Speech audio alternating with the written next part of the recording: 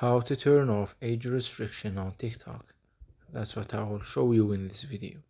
But before we begin, make sure to subscribe to the channel and ring the bell to get notified whenever a new video is uploaded. With that said, let's get started. So go ahead and open up TikTok.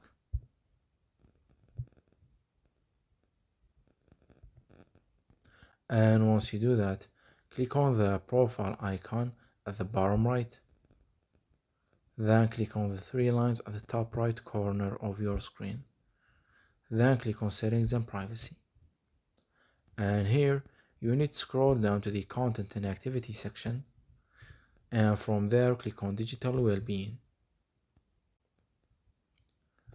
And once you are on this page, click on restricted mode.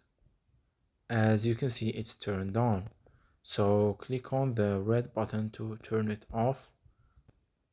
And it asks you to enter your passcode to turn off the restricted mode, the one that you have entered and set when you turned it on. Once you do that, click on next at the bottom to confirm. And that's it. You just turned off the restricted mode. So that was it for this video. That's how you can disable and remove the restricted mode on TikTok. If you have any questions, please leave them in the comment section down below. With that said, see you in the next video.